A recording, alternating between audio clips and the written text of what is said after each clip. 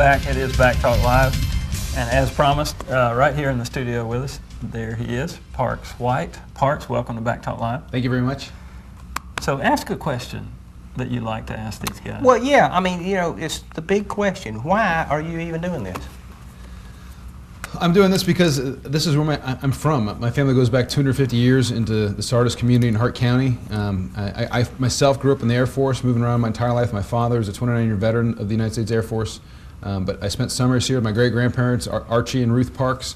When I left home, I went as close as I could to move back close as I could to Hartwell, and went to Clemson to college.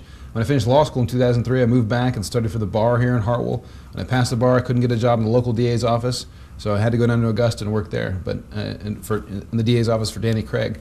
I'm doing this because I have a real passion for law enforcement, for prosecution, for victims' rights, and I want a chance to make things better. I think that things could be dramatically improved in the current state of the DA's office in the Northern Judicial Circuit. Now, Parks, didn't you? So you worked out of college, or out of law school, you worked for a DA's office in Augusta, right? I did. And then, didn't you have some military service also? I did. I worked in the DA's office in Augusta for 3.5 years. In 2007, I felt a call to arms, and I was commissioned in the United States Navy JAG Corps as a lieutenant junior grade. I spent 4 years in active duty defending sailors, Marines, and Coast Guardsmen charged with violations of the Uniform Code of Military Justice. In 2010, I volunteered for deployment to Iraq. I went over there and worked with the Law and Order Task Force. We had a close relationship with Iraqi judges and prosecutors. My job was as the embedded liaison with our Special Forces client in the northern part of the country. As they were still conducting insurgent operations, I was identifying the cases, the insurgents that we had sufficient evidence on to refer them into prosecution in the Iraqi system. I came off active duty in March of last year, went back to the DA's office in April, and have been working as an ADA until I decided to run because I wanted to return home and be a DA up here. Okay. Parks, the big criticism that I have always heard about Bob Lavender, the current district attorney, is that he has cases that are just backed up. You know, maybe, I don't know how many cases are backed up. You might know, but is that necessary? Tell me about those, about how many, and also what's the problem? Is he understaffed, or what is the problem with that?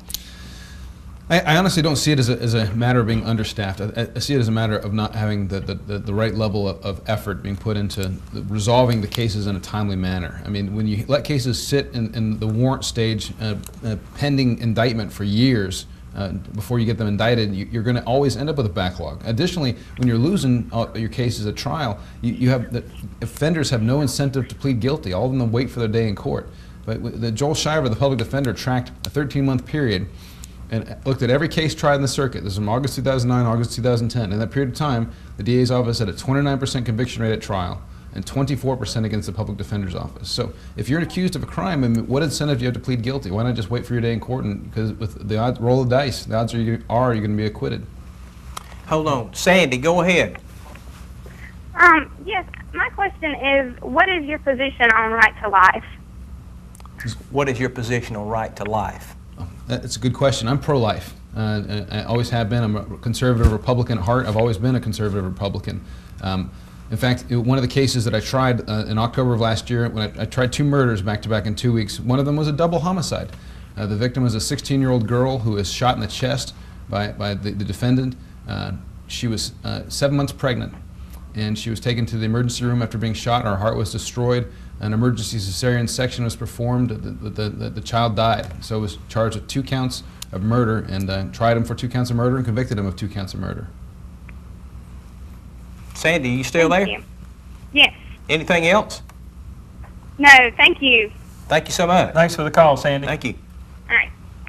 All right, so we got this backlog because you're thinking maybe most of the defendants or accused are thinking, well, we won't plead out as we learn on television. We won't plead guilty and avoid the trial. We'll just take our chances because the historical record they've heard, they got a pretty good shot of beating the case. Well, you got a really good shot in Hart County. I mean, 7 of the last cases that have been tried here in Hart County since March of 2011 Have, 7 cases tried, 6 of them lost. Only 1 guilty verdict in those 7 cases.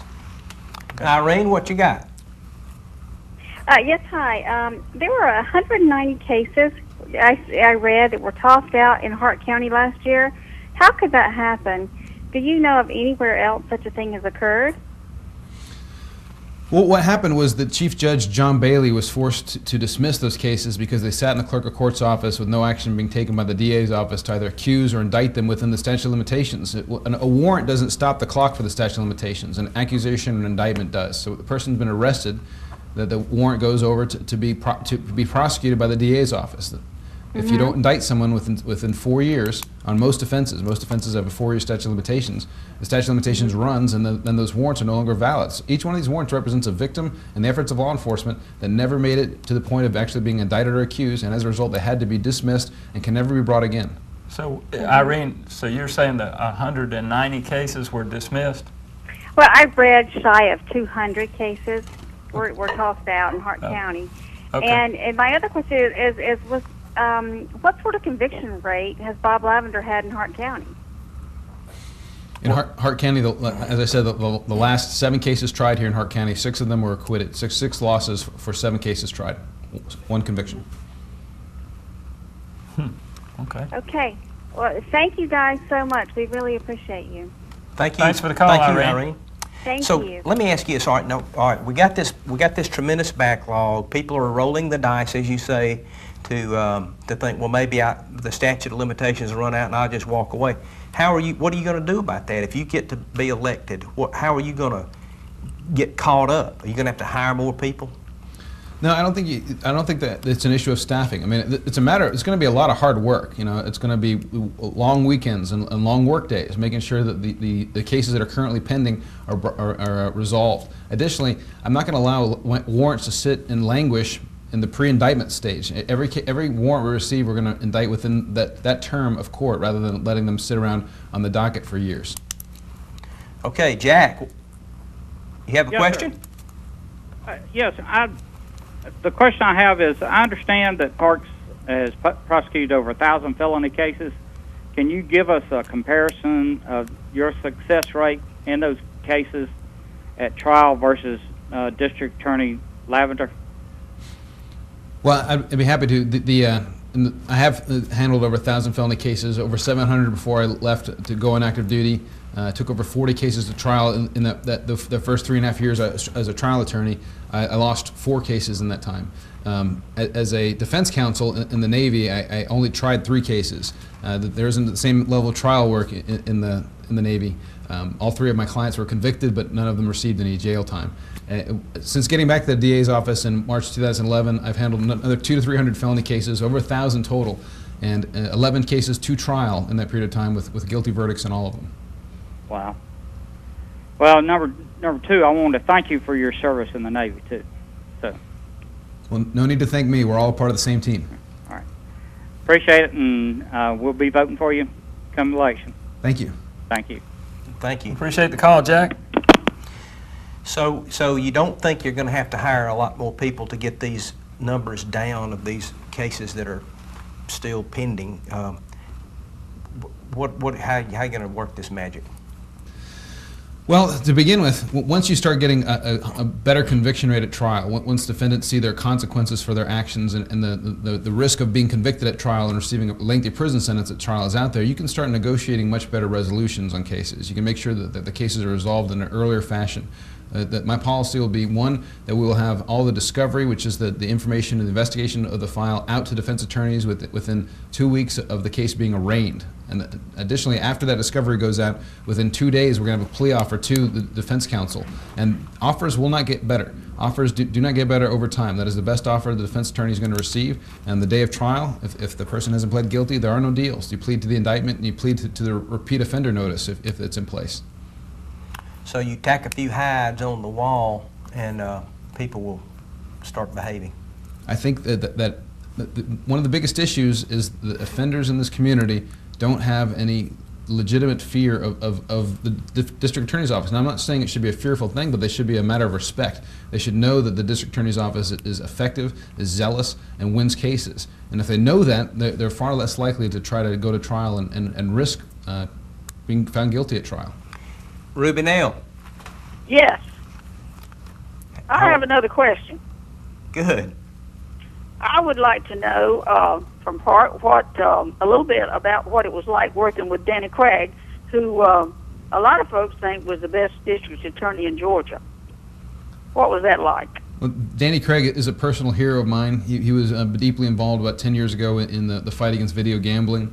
So much to the point that the GBI actually came to Danny and told him they were going to install a remote starter in his car because there was that kind of a risk involved. But he was a selfless man. He's a personal hero of mine. He was there in the office before everyone else. He left after everyone else. He tried cases, and he won cases. I saw Danny try 2 murders back-to-back in 2 weeks once, and I was so amazed by that. And when I got to do the same thing in October of last year, the first thing I did was go upstairs and tell Judge Craig, now he's been appointed to the Superior Court bench, that I had gotten 2 guilty verdicts and 2 murders. And he's a great man, and I aspire to be like Danny. Well, it sounds like he was a positive influence on your life, and that's the kind we need. Yes, ma'am. Thank you so much. Thank you, ma'am. Ruby Nell, Turpin makes those really good cakes. I just got to tell you, that was Ruby Nell Turpin. So is she going to have to make you a cake because she called in? Well, I'm going to be studying up on how to get her to do that. Well, we need to take a break. We are talking with Parks White. He's the candidate, the challenger for the district attorney's office here in the Northern Judicial Circuit, seat now held, or position now held by Bob Lavender. We'll be right back for the second half of our interview with Parks right after this.